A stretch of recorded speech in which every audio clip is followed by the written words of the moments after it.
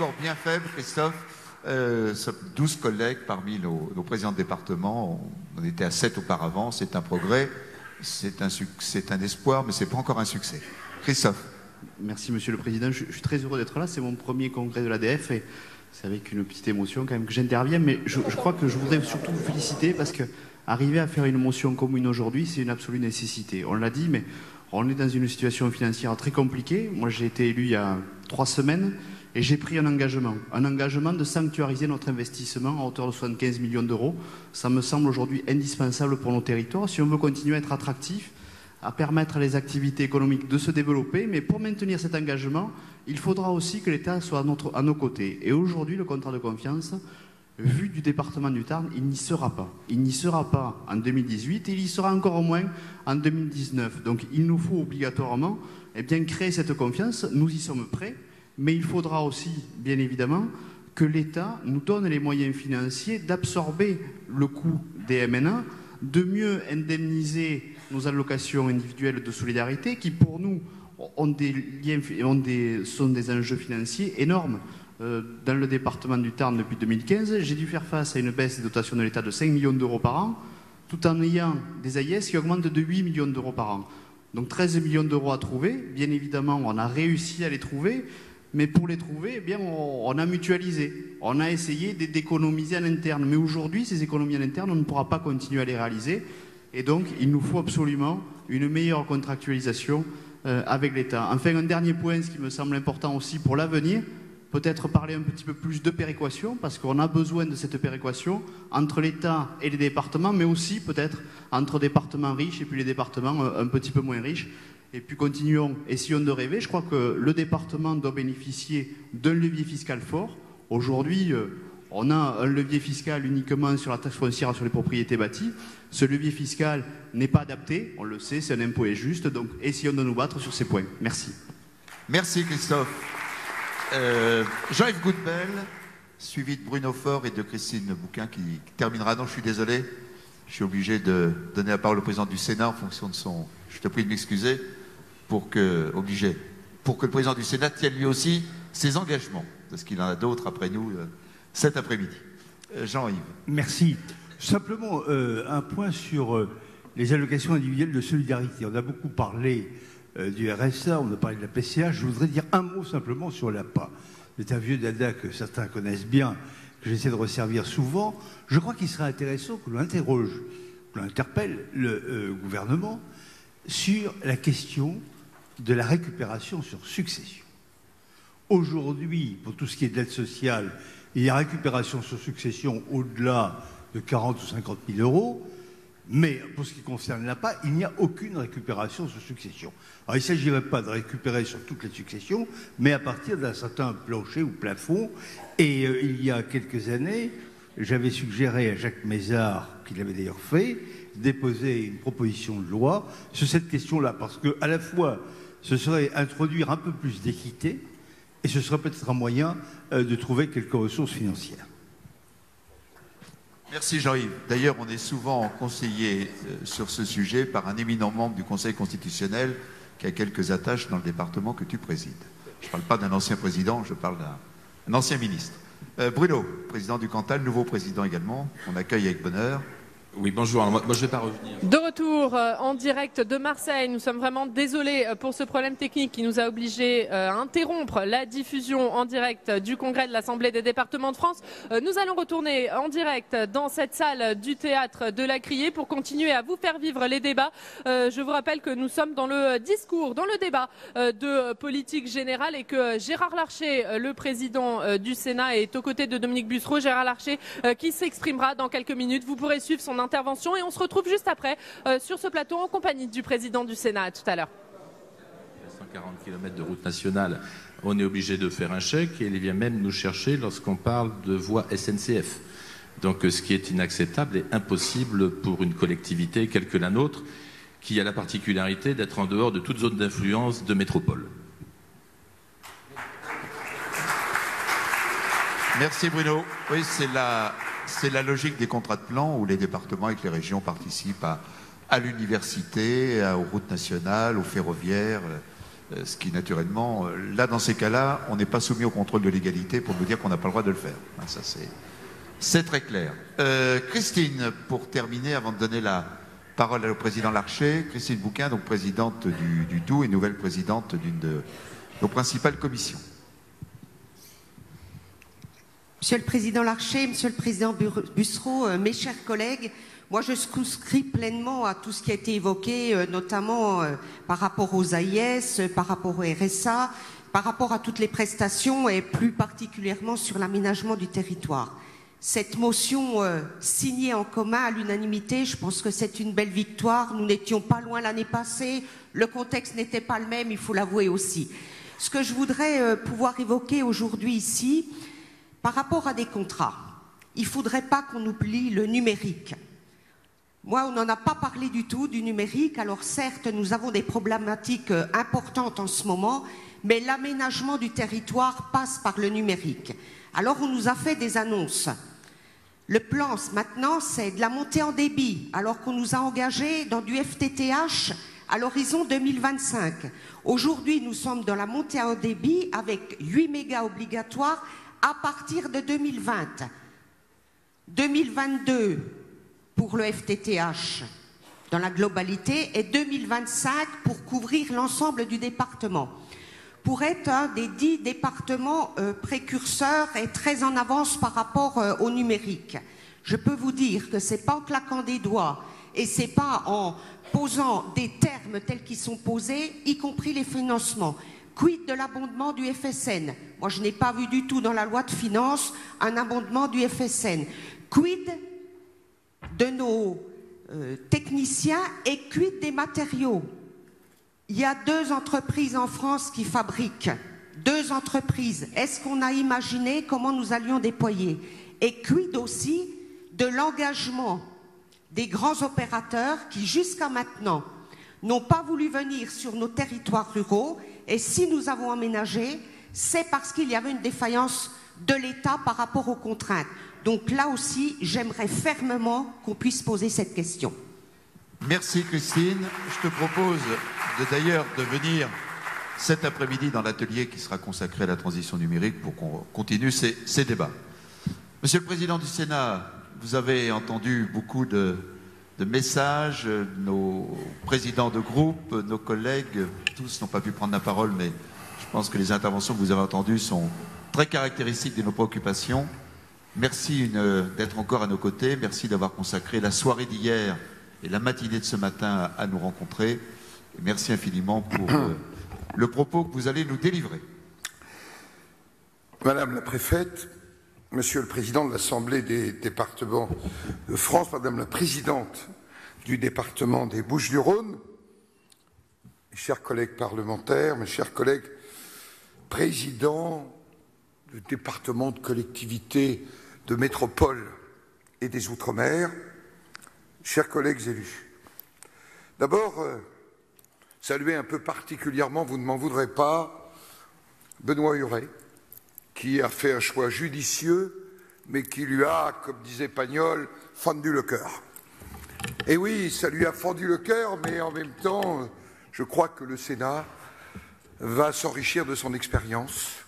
Et cette semaine encore, il était à mes côtés dans une rencontre pour me parler des préoccupations des départements, et j'y reviendrai dans un instant. Saluer les nouveaux présidents de département, ils seront dans quelques jours 22, vous l'avez dit, Monsieur le Président, conséquence d'un texte, j'y reviendrai, je ne suis pas sûr qu'il soit porteur de liens dans le territoire, mais la réalité est ainsi, et je dois le dire que le sénateur d'octobre 2017 n'est plus le sénateur de juin 2017, et qu'il va nous falloir inventer ce lien et le renforcement de ce lien avec le territoire. J'y reviendrai dans un instant. J'ai retenu des interventions d'André Viola, de François Sauvadet, avec Benoît Huré, quelques mots-clés. André Viola a parlé, et c'est une approche politique, de boussole et de cap. Il a pris l'image de la cordée, je pourrais prendre, pour ce qui m'est arrivé cet été, l'image du brouillard, de la boussole et du cap. Il a posé le défi de la rupture et du pacte républicain. J'y reviendrai, mes chers collègues, n'oubliez pas, au soir du premier tour de l'élection présidentielle, la France était divisée en 4 et la majorité n'était pas aux formations politiques héritage de l'alternance démocratique. Il a parlé de méthode et il a évoqué décentralisation et autonomie. François Sauvadet a parlé de l'équilibre, et j'y reviendrai en écoutant le président de Meurthe-et-Moselle il y a un instant, entre métropole et l'ensemble du territoire. Il a parlé d'aménagement du territoire, politique disparue après un texte célèbre en 1995. Ça fait quand même 22 ans. Il a parlé de décentralisation assumée. Or, j'ai peur qu'on écrive non pas Volpone, mais le premier axe d'une recentralisation. Il a parlé de concertation et non pas de consultation. Les interventions des présidents de l'Hérault et de la Mayenne nous ont démontré ce que dit d'ailleurs Alain Lambert, c'est qu'au fond, c'est la décision normative, la manière dont elle se prend, dont elle se construit, jamais évaluée, jamais revue. Et l'exemple d'un pays qui a modifié son approche de la décision normative, comme les Pays-Bas, depuis bientôt 7 ans, ça mérite qu'on y réfléchisse. Et d'ailleurs, c'est un des engagements, je souhaite qu'il soit tenu, du président de la République. J'y reviendrai dans un instant. Le président des Hautes-Alpes a parlé de l'extraordinaire explosion, mais derrière tout ça, il y a la responsabilité de l'État, la question migratoire, la question pas simplement migratoire, mais du développement et de l'équilibre de continent. Je recevais il y a quelques semaines le président de l'Union africaine. Et quand on compare les chiffres du président de l'Union africaine aux chiffres du secrétaire général de l'OCDE, nous savons qu'aujourd'hui en Afrique, il y a entre 70 millions et 90 millions de migrants. Et que leur première destination, ce n'est pas l'Europe, c'est d'abord l'Afrique elle-même, et notamment l'Afrique du Sud, qui est en train d'entrer dans une déstabilisation, outre politique et financière, dans une déstabilisation, j'allais dire, à caractère ethno-racial. La proximité des départements, président Favier, c'est bien qu'il y a peu à Versailles, nous nous sommes retrouvés un certain nombre pour évoquer cette question. Parce que je crois profondément à la proximité, et la proximité, ça n'est pas qu'une question rurale, c'est aussi une question pour l'ensemble des territoires. Hermeline Malherbe m'a parlé d'autonomie. Sur la question des emplois aidés, j'y reviendrai. Sur la question des péréquations, chers collègues, simplement évaluons bien, avant d'entrer dans des systèmes dont on mesure parfois quelques années après qu'ils sont déstabilisants. L'exemple de quelques régions, notamment celles que je connais plus particulièrement pour en être un élu, m'amène à penser qu'il faut être sur ce sujet. Question de la part, en fait, on n'a pas bougé, Monsieur le Président, on n'a pas bougé depuis une première tentative de réforme en 2008-2009, et donc c'est un sujet qui est devant nous. Enfin, Monsieur le Président du Cantal, c'est vrai, quand on regarde la loi NOTRe, les contrats de plan demain devraient être déférés parce qu'ils sont contraires à la loi. Et donc, il va bien falloir se poser la question de la place des uns et des autres. Alors, mes chers collègues, c'est vrai que je suis heureux d'être ici. C'est votre 87e congrès. Il a lieu dans un département et une ville qui sont aussi un symbole. Symbole de la République, symbole aussi de l'ouverture vers les défis des continents d'en face, que ça s'appelle l'Afrique ou que ça s'appelle l'Orient. C'est aussi un moment important parce que les présidents l'ont dit, ce fut une année marquée par une séquence électorale dense, un nouveau président de la République, une nouvelle Assemblée nationale et le renouvellement du Sénat. Je voudrais vous le rappeler, mes chers collègues, le Sénat ne procède pas d'élection présidentielle. C'est d'ailleurs, depuis la réforme du quinquennat, dont je ne suis pas certain que ce fut l'idée la plus géniale que nous ayons eue, comme j'y ai participé, j'assume ma part, eh bien, je le dis, est la seule institution qui ne procède pas de cette élection. Je dois vous dire que, fort de sa légitimité renforcée, mais j'allais dire aussi de sa diversité, car pour moi, aucun des 347 sénateurs que j'ai le grand honneur de présider ne doit pas contribuer à cette représentation des collectivités territoriales. Je l'ai dit clairement, nous ne sommes pas un anti-pouvoir, mais nous sommes, j'allais dire, un contre-pouvoir. Nous ne disons jamais non par dogmatisme, mais jamais oui par discipline partisane.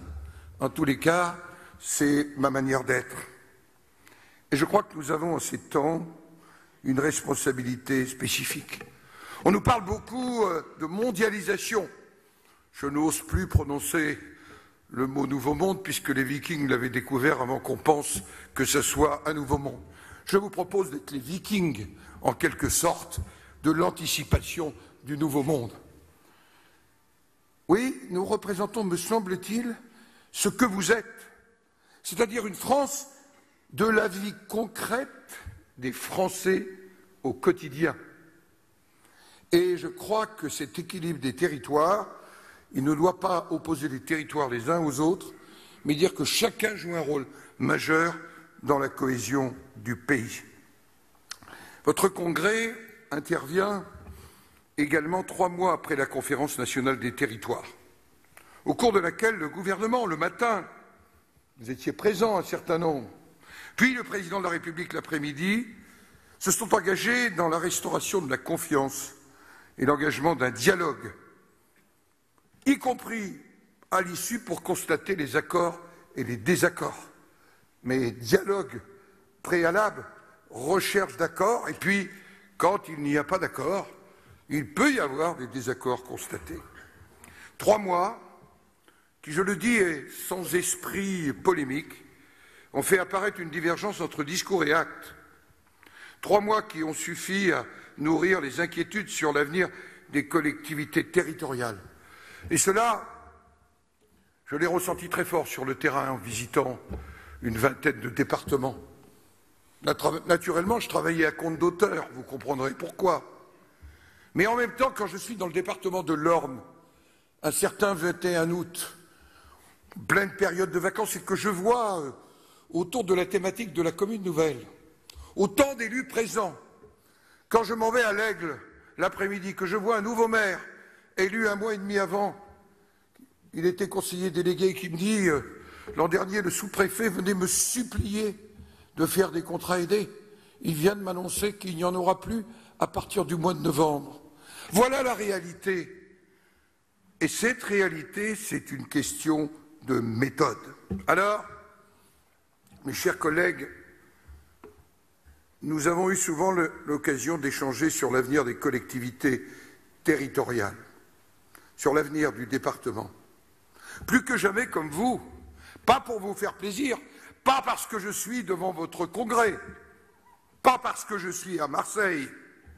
Je pense que nos concitoyens ont besoin d'efficacité et de proximité. Et le département reste le bon niveau de collectivité pour assurer une mission fondamentale, être le pivot des politiques territoriales, notamment de solidarité entre les personnes et les territoires. Au fond, le département, comme la commune, est inscrit, j'allais dire, au cœur quotidien des Français qui lui témoignent un réel attachement. Il fait chaque jour la preuve de sa pertinence en répondant à ses besoins de proximité, qu'il s'agisse de politique sociale, de collèges, de routes, de politique culturelle, Madame la Présidente des Bouches-du-Rhône, de politique touristique. J'ai bien aimé votre formule que vous êtes un accélérateur de changement. Avec la commune, le département est notre collectivité la plus ancienne. Mais je crois profondément, André Violac, qu'elle est moderne. Elle est moderne comme collectivité, bien sûr remaniée profondément à partir des lois de décentralisation de 82-83, puis celles conduites par Jacques Chirac et Jean-Pierre Raffarin, puis par les réformes territoriales successives qui, en dépit parfois des attaques, ont toujours consacré sa place. Conclusion de Volpone. Le département est un échelon pertinent, je le disais il y a un instant, en matière d'aménagement du territoire, situé à juste distance entre régions, communes et intercommunalités. Et puisque le Puy-de-Dôme et le Cantal se sont découverts une frontière commune avec la Suisse, il m'apparaît extrêmement important que le seul pivot ne puisse pas être Lyon ou des communes un peu isolées, mais bien être un département qui joue ce rôle d'interface. Je voudrais insister, vous l'avez peu dit, dans sans doute une des missions qu'il faudra développer à l'image d'un certain nombre de vos départements, c'est le rôle d'ingénierie publique avec les communes et les intercommunalités. Je peux vous dire que là où ça fonctionne, les résultats sont assez exceptionnels et sont une occasion, j'allais dire, de relations parfois, j'allais dire, fusionnelles presque, entre cette ingénierie publique à la condition qu'elle se fasse dans les respects des communes. Aujourd'hui, comme hier, mon attitude est identique, rejeter toute approche idéologique, technocratique ou de pure communication, que ce soit sur le nombre d'élus locaux ou sur un nombre de collectivités qui seraient pertinents, et notamment de départements. Supprimer, comme on l'a entendu, un quart des départements pour répondre à une politique du chiffre, ce n'est pas l'objectif du Sénat. Par contre, laissons faire les initiatives de rapprochement, de coopération, de fusion quand elles sont souhaitées, qui viennent du territoire. Un peu comme pour les communes nouvelles. L'expérience du Grand Ouest est intéressante à analyser sur ce point. Mais cessons, et c'est un président d'Assemblée parlementaire qui vous le dit, cessons d'attendre tout de la loi ou de tout subir de la loi et de demander les uns et les autres toujours plus de lois. Je crois que nous devons avoir une approche quelque peu différente. Je crois, bien sûr, indispensable de vous donner les moyens d'agir et de faciliter les projets de coopération. Je pense aux mutualisations. Il y a un nouveau directeur de cabinet, il m'a rappelé la mutualisation entre l'Indre-et-Loire et le Loir-et-Cher, entre la Savoie et la Haute-Savoie. Je pourrais aussi lui parler de l'Eure-et-Loire et du Loiret. Je pourrais lui parler aussi de ce qui se passe entre les Yvelines et les Hauts-de-Seine. Mais je pense que c'est à l'initiative des élus et non pas de l'État que ce mouvement doit se faire, éloigner, pourquoi l'État, des réalités concrètes. J'ai tenu à transmettre au président de la République un message qui m'a été délivré lors de mes déplacements dans les départements au cours des 12 derniers mois. Il faut laisser le temps aux élus de digérer et de mettre en œuvre les réformes, puis de se projeter. Ceci n'exclut pas les aménagements, Monsieur le Président, que vous avez évoqués. La loi NOTRe n'est pas une loi de décentralisation.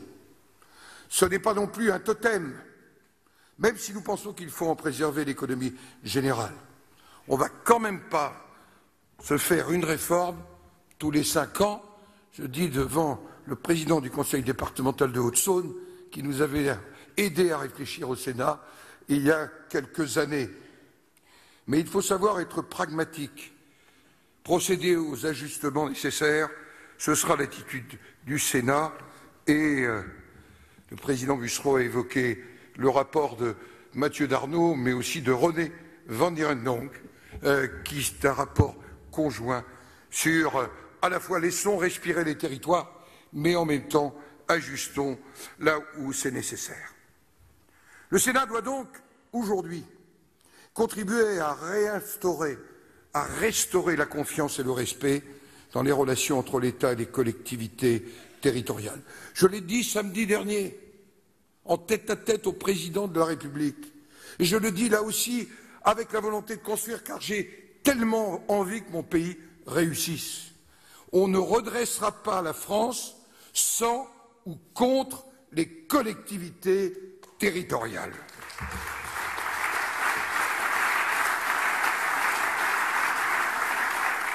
Il faut que cessent ces rendez-vous ratés entre le gouvernement et nos associations d'élus.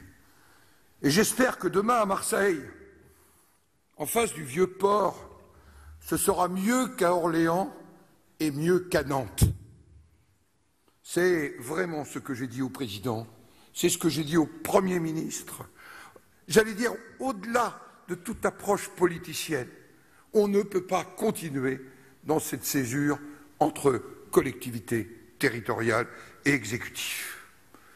Je leur ai dit, il ne peut y avoir de pacte de confiance sans respect réel des élus locaux. C'était d'ailleurs ma conclusion du 17 juillet dernier.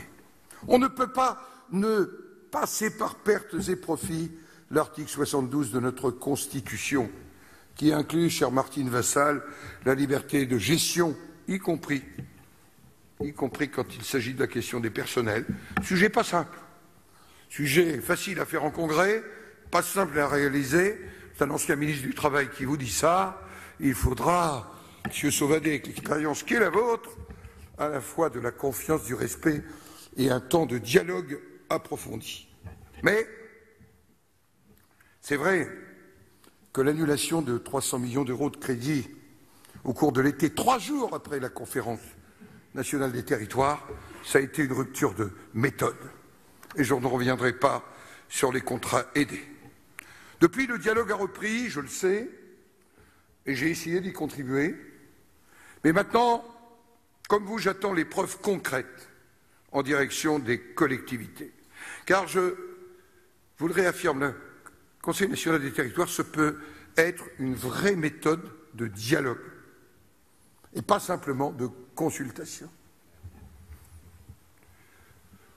Vous l'avez dit les uns et les autres, et je veux être clair à nouveau devant vous, nul ne conteste la nécessité absolue d'assainir les finances publiques.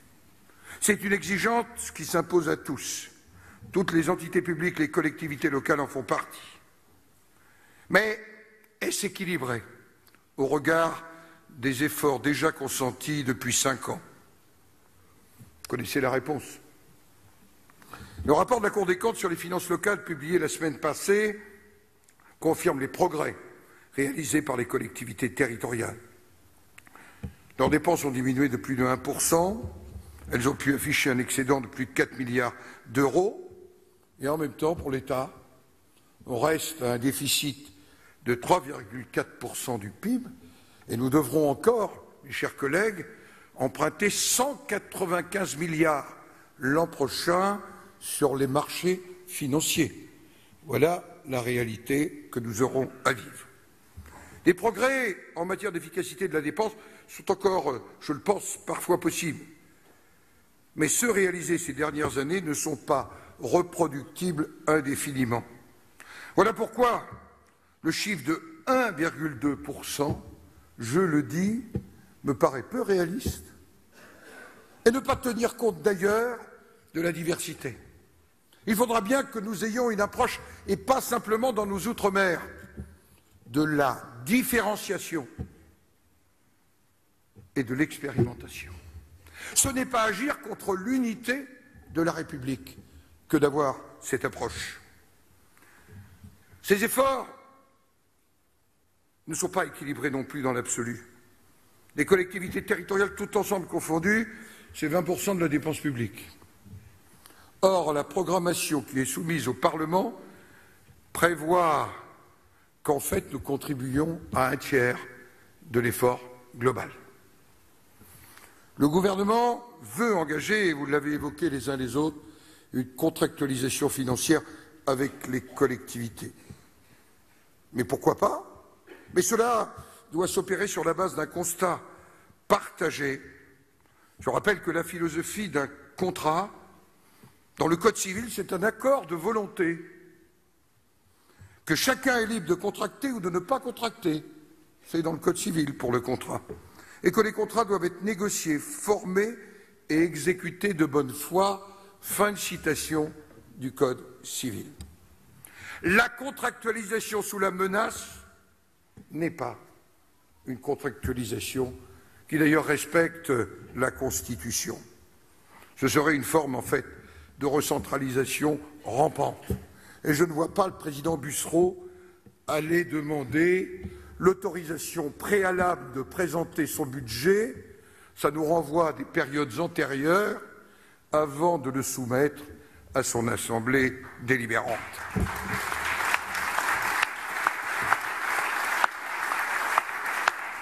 Un mot, pardon d'être long, mais on va rentrer dans le concret dans quelques jours. Action sociale.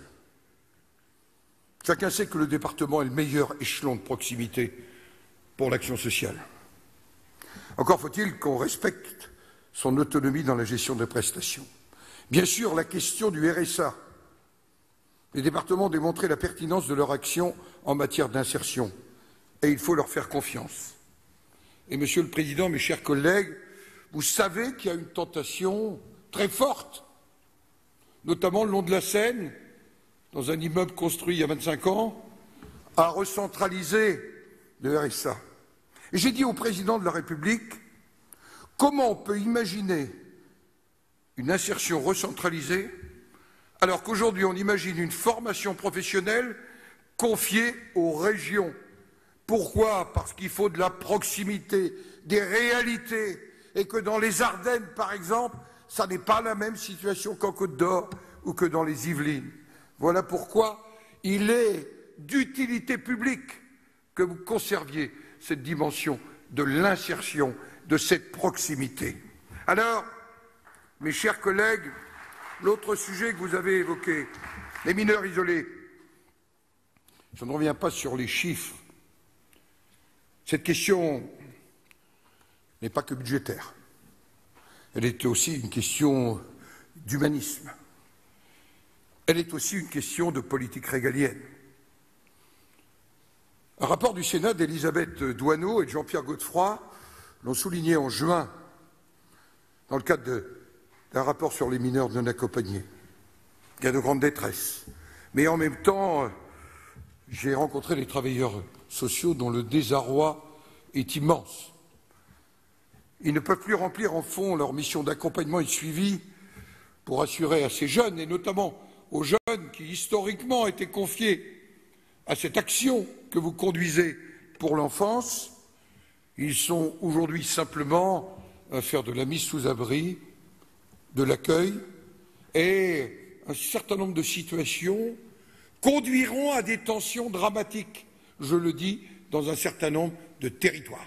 Voilà pourquoi j'ai demandé solennellement au président de la République que ce qui est de responsabilité régalienne soit assumé par l'État. Pas simplement pour renvoyer la dépense, mais parce que la question migratoire est un sujet majeur, qu'elle ne doit pas évacuer les valeurs que nous portons, les valeurs humanistes et d'accueil, mais qu'en même temps, quand on voit les chiffres que le département des Hautes-Alpes nous donnait en illustration, je faisais en moi-même le compte, c'est 20 fois plus d'une année à l'autre de ne pas se poser des questions de fond, qu'elles soient au plan européen et au plan français. Alors, mes chers collègues, 2/3 de vos dépenses sont constituées par les dépenses sociales. Je pense que le travail que nos collègues Le Cerf et Dagbert ont fait est un travail sur lequel on peut puiser tous ensemble.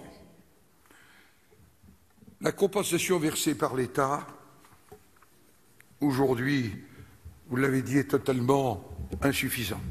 Le président de la République s'est engagé devant vous. Je ne suis pas là pour lui faire des rappels à l'ordre. J'ai simplement dit au président, après m'être entretenu avec Dominique Bussereau, qu'il était indispensable qu'à la fois on ait le fonds d'urgence au moins temporairement et qu'il va falloir réintroduire dans la loi de finances avant qu'une solution puisse être trouvée dans les délais sur lesquels le président de la République s'est engagé, c'est-à-dire avant la fin du premier semestre de 2018. C'est, me semble-t-il, pour le Parlement une responsabilité à vos côtés, et notamment nous, Sénat, qui, article 24 de la Constitution, avons la responsabilité de vous représenter, collectivité territoriale de la République. Un nouveau mode de financement adapté et pérenne doit être trouvé. La proposition consistant à opérer un transfert de CSG pour couvrir les dépenses de solidarité des départements, vous l'avez évoqué, elle me semble une piste intéressante. Maintenant, à évaluer.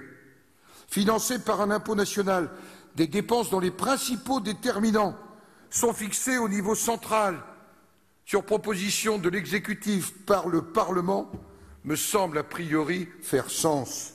Cette perspective s'inscrirait dans le cadre d'une remise à plat de la fiscalité locale qui respecterait l'autonomie financière des différentes collectivités. Et en dehors de l'ajustement de 2018, le débat qui va s'ouvrir sur la taxe d'habitation, mais aussi sur le foncier bâti, parce que ce qui est inéquitable en matière de valeur locative l'est autant pour le foncier bâti que sur la taxe d'habitation, doit être l'occasion d'ouvrir un débat plus général sur la fiscalité locale et les ressources. C'est ce qu'avait entamé la Commission des finances sous l'autorité d'Albéric de Montgolfier, que vous connaissez un peu, et de Michel André, qui aujourd'hui est repris par Albéric de Montgolfier et Vincent Eblé. Je vous rejoins cette étape, cher Dominique Bussereau, de remise à niveau. Elle est indispensable. Elle doit être intégrée dans toute approche contractuelle. Équilibre des territoires, en un mot. Bien sûr, comme le président de Meurthe-et-Moselle, je partage l'idée qu'il ne faut pas opposer les métropoles aux territoires. Que les métropoles peuvent être une chance pour le pays. Mais je voudrais vous livrer ce qu'un élu du Pas-de-Calais m'avait dit et que j'avais pris en pleine poire il y a 1 an et demi. Monsieur le Président, pourquoi vous faites que des lois pour quelques métropoles et quelques régions puissantes? Eh bien, je crois que ce questionnement, c'est cet équilibre. Et comme nous avons le génie en France de multiplier les métropoles comme on a multiplié, cher Dominique, à une époque les pôles de compétitivité, nous arrivons quand même à une définition de la métropole qui s'éloigne singulièrement de ce que doit être une métropole au sens européen. Et si chacun veut avoir sa métropole, je réclame que Rambouillet devienne métropole. Et alors, je vous le dis, il faut garder raison sur ces sujets. Nous devons garder raison sur ces sujets. Voilà pourquoi le Sénat, très largement, et au-delà des attentes légitimes de telle ou telle d'être métropole, il se faut se poser la question, est-ce qu'on donnerait tout pour les uns et les autres ne seraient rien? Mes chers collègues, on a une responsabilité politique. Je reviens au premier tour de l'élection présidentielle. Est-ce qu'on veut vraiment continuer à désespérer nos concitoyens? Est-ce qu'on veut vraiment leur donner le sentiment d'être à côté? Est-ce qu'on veut vraiment leur donner le sentiment, par exemple, y compris dans le nord de l'Eure-et-Loire ou dans le sud des Yvelines, de l'Essonne, de la Seine-et-Marne, quand vous avez, je parle tout franc, des villages qui donnent 50, 60% au Front National, est-ce que ça n'est pas une question qui est posée parce qu'ils ont le sentiment de ne plus compter, de ne plus être entendus?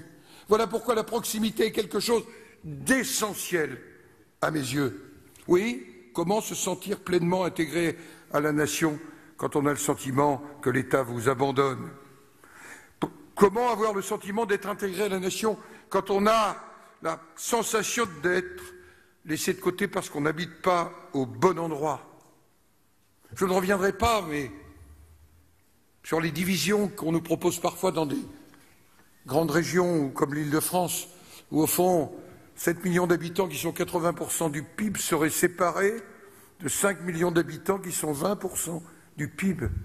C'est une conception, pardonnez-moi, qui est contraire à la solidarité territoriale. Alors il y a bien d'autres sujets. Le sujet des ruptures d'égalité en matière de couverture numérique des territoires. Vrai sujet.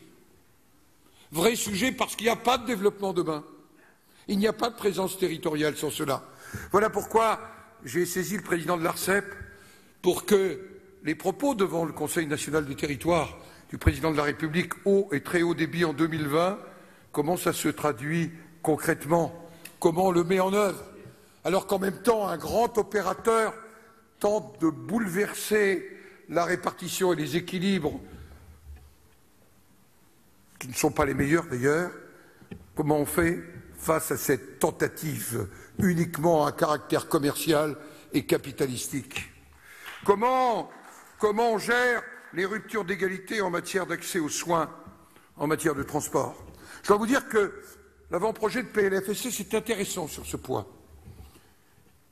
On réévalue les dispositifs d'incitation, on lève les freins au développement de la télémédecine, on favorise les nouveaux modes d'exercice, on fait du stage de 6 mois, ce qui me semble encore un peu court, de l'étudiant en médecine chez le généraliste, un passage obligé. Mais je vois tellement de départements qui sont dans des perspectives de présence médicale terribles. Il y a dans un département à moins de 150 km de Paris et dans un à 120 km de Paris, 2 fois moins de médecins généralistes que dans mon département par tête d'habitant. Si ça n'est pas une question d'égalité, d'équité et de confiance dans le territoire, alors ça n'est pas une question. Il y a aussi, ce qui me frappe dans beaucoup de territoires, c'est l'anorexie des centres-bourgs, des petites villes et de certaines villes moyennes. Quand je parle d'anorexie, vous avez un symptôme. Les rideaux sont baissés. 1 sur 2, 2 sur 3 dans beaucoup de ces communes. On ne pourra pas continuer simplement autour de 5 grandes plateformes de distribution à imaginer ce que doit être la présence du commerce et des services dans nos territoires. Voilà pourquoi la délégation aux collectivités territoriales, dans quelques semaines, vous fera des propositions, mais il faut que ça sorte, j'allais dire, du seul rapport pour entrer réellement en action. Voilà, mes chers collègues, un peu en désordre et pas du tout en fonction de ce qu'on m'avait préparé, ce que j'avais envie de vous dire. Vous dire que naturellement le Sénat sera, Monsieur le Président, à votre disposition, mais que nous allons vous proposer, comme 2 autres associations, de participer concrètement à notre délégation collectivité territoriale, que nous avons mis en place par l'intermédiaire des sénateurs un service pour les collectivités territoriales et notamment pour les communes, service qui est aujourd'hui pleinement fonctionnel. Mais comment aussi nous allons mettre en place une plateforme de consultation des élus. Et cette consultation, Monsieur Sauvadet, c'est pour faire de la concertation préalablement au texte. Alors vous avez tous en tête, et comme ça se déroulait dans une des villes dont je suis le sénateur, ce mot de Mirabeau, c'était le 3 novembre 1789, c'était à Versailles. Je voudrais une division propre aux localités, aux circonstances dont l'objet fut de rapprocher l'administration des hommes et des choses et d'y admettre un plus grand concours de citoyens. Je ne sais pas, Monsieur le Président, si c'est l'Ancien ou le Nouveau Monde, mais je sais que c'était le renouveau de la démocratie et que le renouveau de la démocratie, il a commencé avec 2 structures, les départements et les communes. Alors, je vous le dis, je crois au département, pas simplement pour vous faire plaisir ce matin, parce que je sens profondément que notre pays a besoin de cette proximité-là. Vive le département, vive la République, vive la France.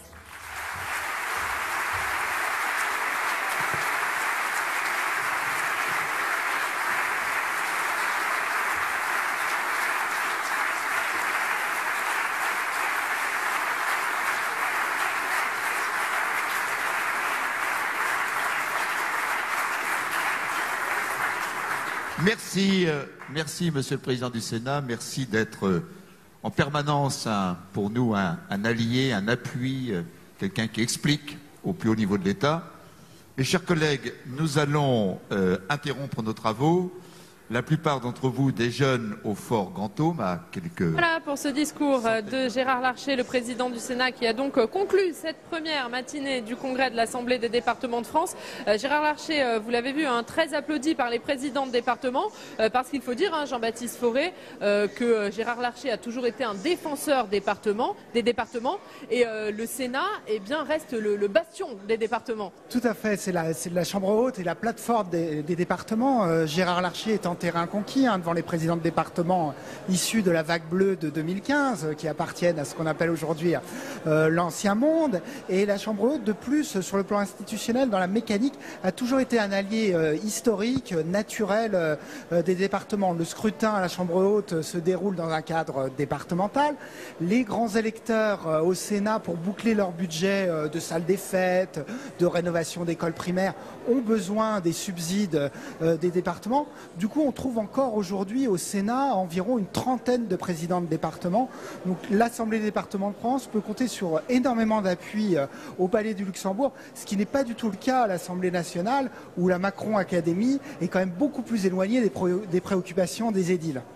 Alors, des présidents de département qui ne le sont plus, à cause du cumul des mandats, mais qui restent conseillers départementaux. Cet ADN. Exactement. Alors, Gérard Larcher, je le précise, sera sur notre plateau dans quelques secondes. Il viendra répondre à nos questions.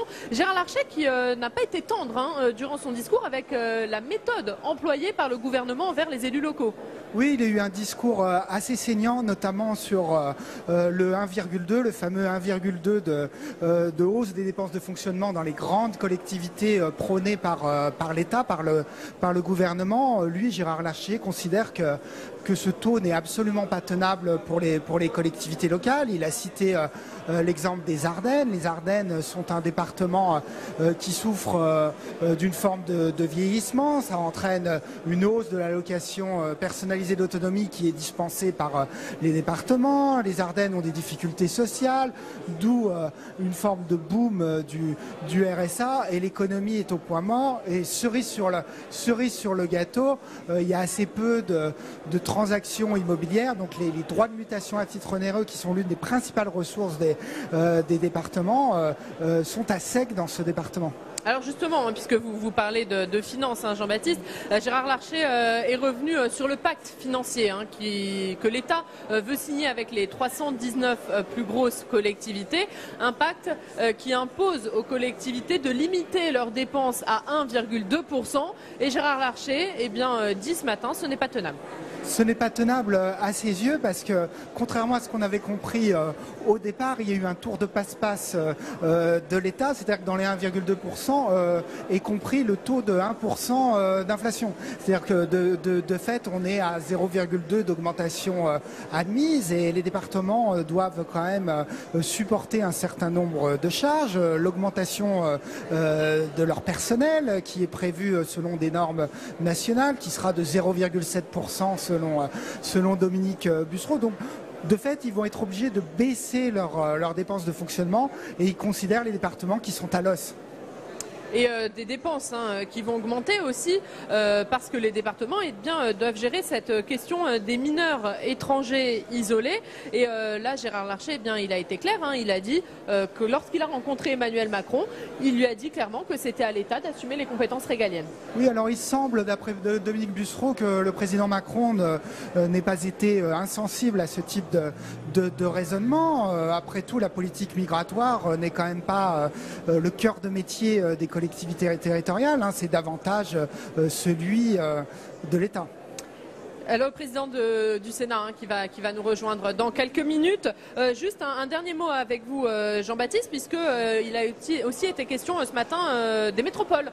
Ça aussi, c'est un sujet qui préoccupe Gérard Larcher. Là, c'est vraiment au cœur du conflit entre les collectivités et l'État, cette question des métropoles. Les départements considèrent que M. Macron est le président des métropoles. Ils considèrent que M. Macron favorise une forme déménagement du territoire. Gérard Larcher, lui, est davantage acquis aux thèses de Christophe Guilluy, selon lesquelles il faut absolument combler la fracture entre les métropoles et la France, ce que Christophe Guilluy appelle la France périphérique. Merci beaucoup Jean-Baptiste pour cette analyse du discours de Gérard Larcher, le président du Sénat qui vient tout juste de nous rejoindre. Je vous passe le micro en direct, Monsieur le Président. Merci beaucoup d'être avec nous sur le plateau de Public Sénat. Bonjour, on a entendu votre discours, hein. On va bien sûr y revenir. Mais avant cela, depuis ce matin, Monsieur le Président, on entend le cri de colère de ces présidents de département. Est-ce que vous le comprenez, ce cri de colère? Je crois que les présidents du département, il y a longtemps qu'ils nous envoient des cris d'alarme, notamment en matière de leur responsabilité sociale. Depuis longtemps, notamment le RSA, ils en financent une part de plus en plus grande. Le reste à charge est tellement élevé qu'ils ne peuvent plus se consacrer aux autres politiques, et notamment de proximité territoriale. C'est particulièrement vrai pour une vingtaine de départements où la situation est aiguë. Et puis, depuis maintenant 2 ans, nous entendons là aussi une deuxième alerte. La situation liée à la crise migratoire, d'ailleurs de mineurs non accompagnés.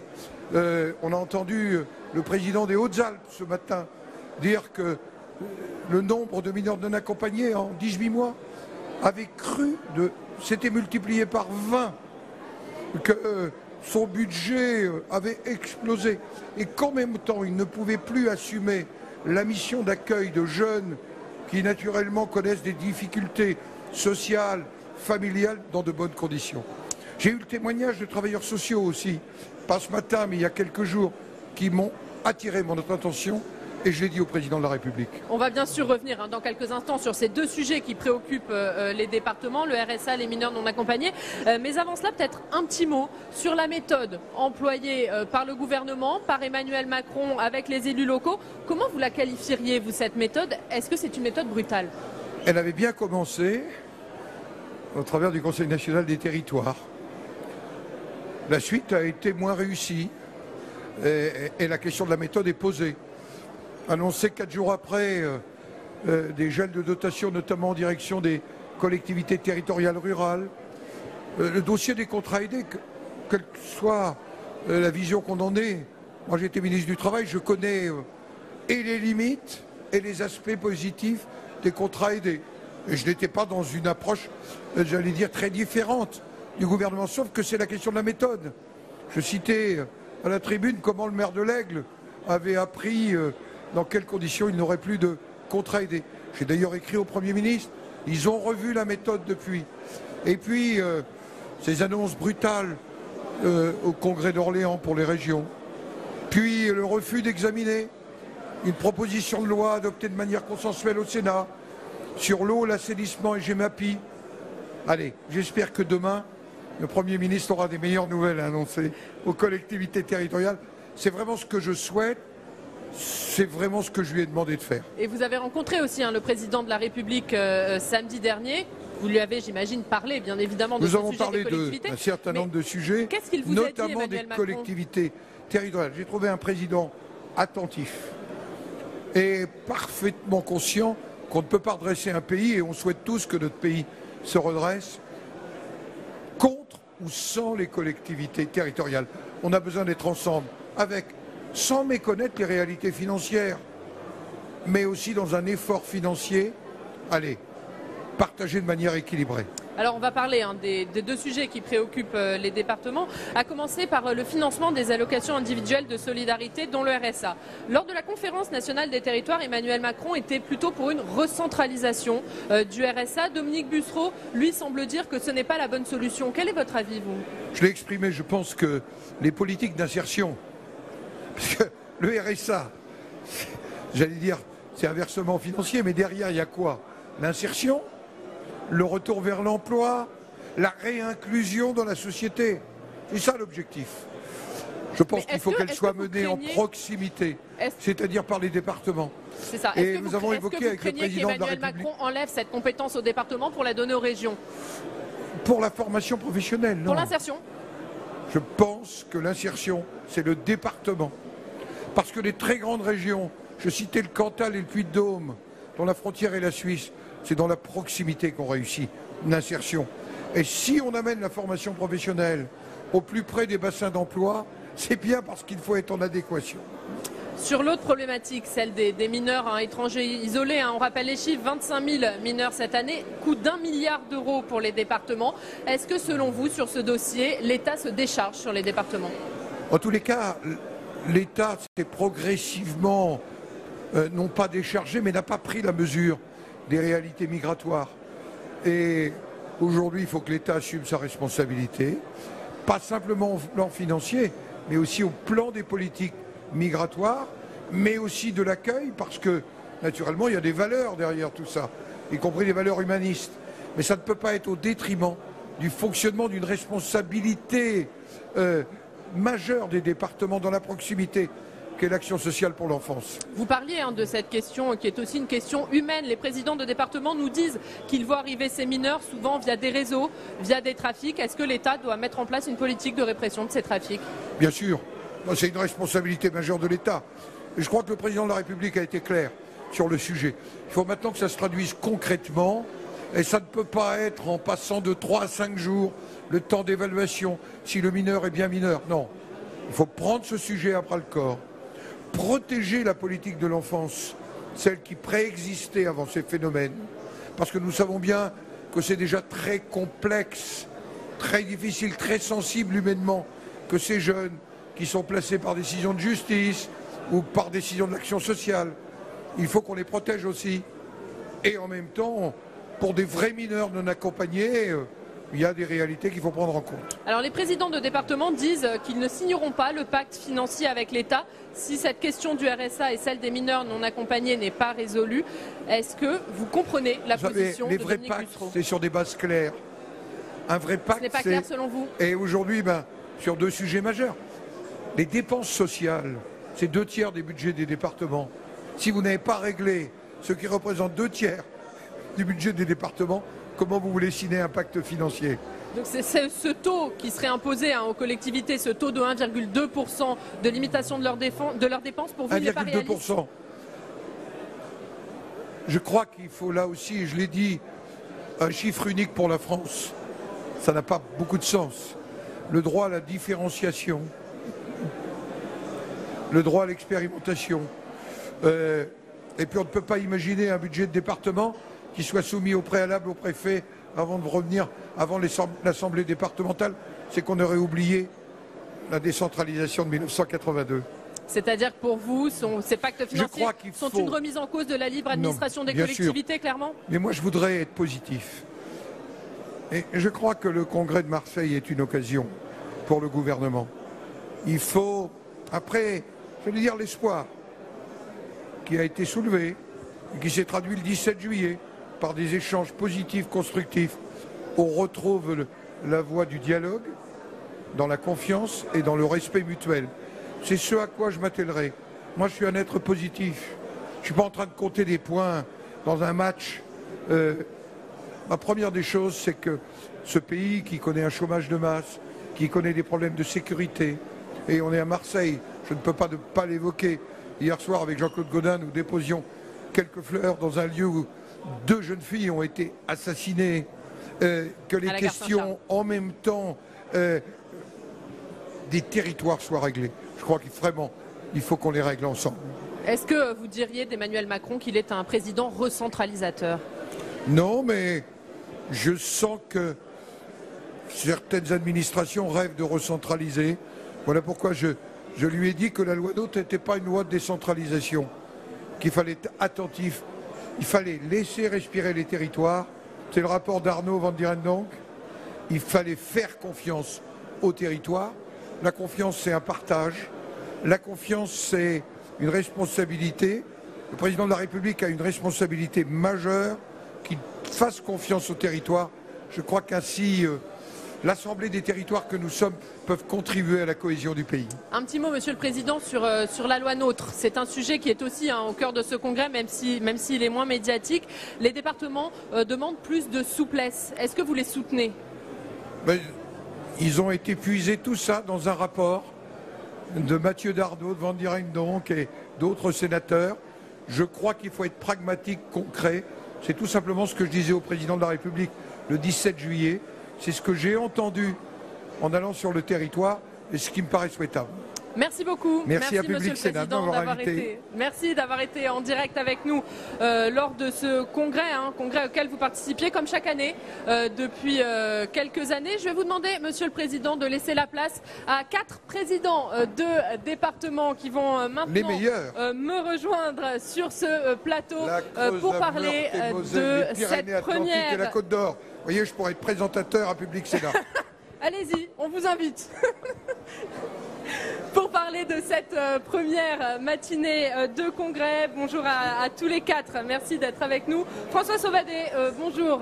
Vous êtes le président UDI du conseil départemental de la Côte d'Or et le nouveau président du groupe de droite ici à l'Assemblée des départements de France. Droite centre indépendant, pour être précis. Droite centre et indépendant, exactement. Jean-Jacques Lasserre, bonjour. Vous êtes vous le président MoDem du conseil départemental des Pyrénées-Atlantiques. Mathieu Klein, bonjour. Vous êtes le président PS du conseil départemental de la Meurthe-et-Moselle. Et enfin, Valérie Simonet, bonjour. Vous êtes vous la présidente LR du conseil départemental de la Creuse. Alors, on va revenir, bien sûr, sur tous les sujets qui seront au cœur de ce congrès. Mais avant cela, pour commencer, peut-être une petite question. On entend ce matin les présidents de département que vous êtes pousser un cri de colère.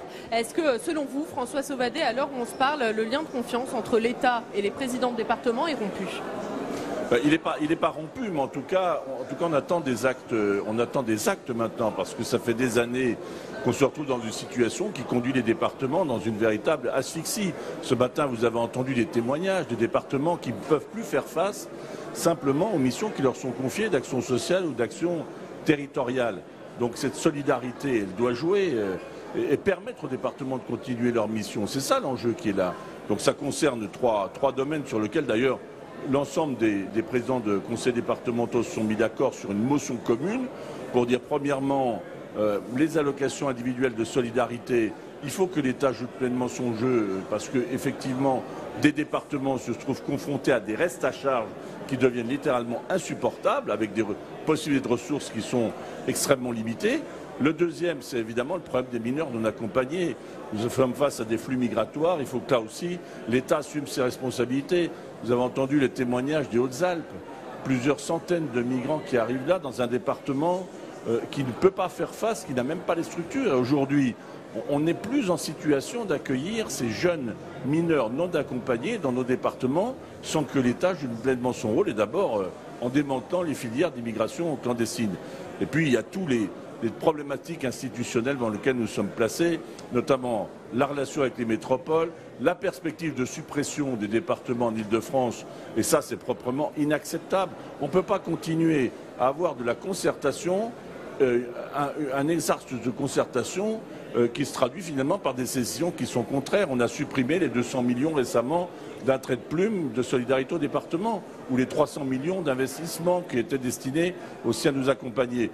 Donc voilà, il faut que les mots soient au rendez-vous d'une ambition que nous avons ensemble, c'est de faire en sorte qu'on arrive à donner de l'espoir aux territoires qui se sentent abandonnés. Et ça, c'est une responsabilité qu'on ne peut pas assumer seul. Sur les sujets que vous avez détaillés. Vous parliez de cette motion commune qui a été faite ce matin par tous les présidents de département. Mathieu Klein, est-ce que concrètement, ça signifie que vous ne signerez pas le pacte financier avec l'État, quelles que soient les annonces d'Édouard Philippe demain matin ?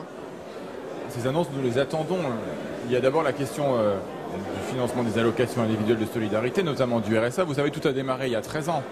Il y a 13 ans, lorsque le RMI a été, entre guillemets, transféré vers les conseils généraux un peu à la hussarde au détour de Noël 2003, nous nous sommes depuis lors trouvés confrontés à une augmentation quasi continue du reste à charge, du financement du RMI puis du RSA, avec des hauts et des bas, parfois des années de compensation, parfois des années de moindre compensation, des accords trouvés. Mais structurellement, le problème est toujours entier aujourd'hui. Le financement de la solidarité nationale repose sur la fiscalité locale, ce qui est une profonde injustice, puisqu'un contribuable ne paye pas le même coût de la solidarité d'un département à l'autre. Ça n'est pas acceptable. Ce congrès, c'est un congrès important, puisque c'est un message des départements, un message uni des départements. C'est important, c'est nécessaire. Et il va de soi qu'en l'absence aujourd'hui de réponse structurelle qui règle la question du financement, notamment du RSA, mais également de l'allocation personnalisée d'autonomie pour les départements ruraux pour lesquels aujourd'hui ça a déjà pris le pas, et sur la question aujourd'hui du financement de l'accueil des mineurs non accompagnés, nous ne pourrons pas aller plus avant. Ça, on a bien compris, mais si demain Édouard Philippe vous annonce, comme cela semble être le cas, un plan pour la gestion de ces mineurs isolés, s'il réouvre les négociations pour les allocations individuelles de solidarité, est-ce que vous dites banco, dans ces cas-là, on signe le pacte financier, ou quoi qu'il arrive, ça sera non? Mais vous savez, posons-nous d'abord la question aujourd'hui de savoir si ce pacte financier respecte la libre administration des collectivités territoriales. Nous croyons à la décentralisation, à la confiance, au contrat. Nous ne demandons pas toujours l'intervention de l'État tous les matins. Nous sommes dans nos départements, dans des liens constructifs avec les services de l'État, avec nos préfets, pour bâtir. Pourquoi aujourd'hui vouloir imposer par le haut ce qui peut se construire par le bas? Regardez la gestion de nos départements. La Cour des comptes vient d'ailleurs de le souligner. Nous n'avons attendu les injonctions de personne pour gérer rigoureusement, pour nous désendetter, pour maîtriser notre fiscalité, pour maîtriser nos dépenses de fonctionnement. Nous sommes des élus du peuple. Nous ne sommes sous la tutelle de personne. Valérie Simonet, ce pacte financier, il n'est pas signable pour vous non plus? Alors, je pense que la question est loin d'être tranchée et beaucoup plus complexe que ça. Nous venons de subir en 4 ans des baisses de dotations importantes sur la DGF. Aujourd'hui, en effet, le gouvernement, le président de la République, nous propose un autre format, certainement beaucoup plus subtil, habile. En tout cas, il nous dit, je prends l'exemple de mon département, si je ne respecte pas cet engagement à ne pas voir augmenter mes dépenses de fonctionnement au-delà d'un certain seuil, je risque d'être pénalisé, et très rapidement, puisque éventuellement à la clé on nous parle de baisse de DGF, non pas en 2018 mais dès 2019, et nous n'aurions pas de bonus éventuel aussi sur les investissements auxquels l'État pourrait participer. Donc dans l'hyper-ruralité, la question va devoir se réfléchir. Non pas que je souscris à cette démarche-là, puisque c'est encore une baisse de moyens, et oui, de l'interventionnisme de l'État sur le financement des collectivités, le fonctionnement même des collectivités locales, mais n'empêche que la puissance de frappe aujourd'hui de l'État, et on l'a mesuré, je le redis encore une fois, ces 4 dernières années, impose des choses de façon absolument drastique pour les collectivités. Donc aujourd'hui, pour moi, derrière le contrat, il y a une petite lueur de négociation. Bien sûr que je souscris au fait qu'il faudra en passer par un volet global de positionnement autour des restes à charge des allocations de solidarité. Dans les départements ruraux, la question du RSA, elle est là, mais c'est surtout celle de l'APA qui nous préoccupe. Donc voilà, ces engagements de l'État devront aussi être dans les négociations, bien évidemment. Jean-Jacques Lasserre, vous êtes d'accord? Vous aussi, vous la voyez, cette petite lueur de négociation dans ce pacte financier? D'abord, je pense très sincèrement que il faut qu'on écoute ceux qui vont nous présenter le contenu de ce pacte et qu'on analyse, comment dirais-je, à tête reposée, s'il y a des intérêts, s'il n'y a pas d'intérêt, si les engagements sont sérieux, s'ils répondent à nos attentes. Moi, ce que je peux dire, c'est que valeur aujourd'hui, avant la prestation du Premier ministre, rien de nouveau sur le soleil. Si vous prenez les documents sur lesquels nous travaillions il y a 1 an lors de l'ancien congrès, c'était les mêmes sujets, c'était les mêmes thèmes. Il y a 2 ans, c'était quasiment les mêmes sujets, les mêmes thèmes. Et le problème de ce congrès, bien entendu, il faut qu'on évoque les sujets que vous avez indiqués, notamment les parties financières. Les départements sont la seule institution avec véritablement une érosion de capacité financière comme les autres institutions locales, mais avec en plus des obligations qui sont édictées par l'État, qui sont nobles au demeurant. Bien entendu qu'il faut répondre à ceci, mais on est beaucoup plus que les autres collectivités pris en tenaille par l'insuffisance de moyens et les obligations que le législateur nous confie et auxquelles il faut répondre. Donc moi je crois beaucoup à ceci. En vérité, on vit une situation qui est un peu le résultat de toute une série d'erreurs. C'est la loi NOTRe, c'est la réforme globale des institutions. On est dans une ambiance où les conseils généraux étaient considérés comme des structures désuètes, comme des structures devant être remplacées par les régions, par les communautés. On est en train de faire la preuve, parce que nécessité fait loi. Il n'y a pas que la loi, il y a la nécessité. On est en train de faire la preuve que la suppression des départements poserait tellement de problèmes que ceux-ci resteraient entiers et qu'on ne voit pas comment on les réglerait. Donc ce congrès, moi j'attends bien sûr, et je compte sur les personnalités, notamment celles qui sont ici, pour que les sujets qui sont évoqués soient réglés Et un pacte, s'il est proposé, il faut qu'on le regarde. Mais je compte beaucoup sur ce congrès pour que ce soit l'année de la réhabilitation des conseils départementaux, non pas simplement pour se faire plaisir et nous assurer des mandats qui nous plaisent, mais parce que la société a besoin des conseils départementaux. Notamment sur les politiques sociales, François Sauvadet, les départements gèrent ces politiques sociales. Ce financement des allocations individuelles de solidarité, on a l'impression que c'est un petit peu le serpent de mer entre l'État et les départements. Les négociations vont se réouvrir. On a entendu Emmanuel Macron lors de la conférence des territoires dire que lui était pour une recentralisation du RSA. Or, visiblement, ce n'est pas ce que vous souhaitez à l'ADF. Sur quelle base doivent se faire ces négociations ? Qui peut imaginer aujourd'hui, dans un pays tel que le nôtre, qu'on va mieux gérer au niveau de l'État ce que nous gérons en proximité, c'est-à-dire l'allocation, mais derrière aussi la possibilité pour la personne de rentrer dans un schéma d'insertion qui lui permettra de retrouver sa place dans la société. Qui peut penser que l'État va le faire mieux que nous ?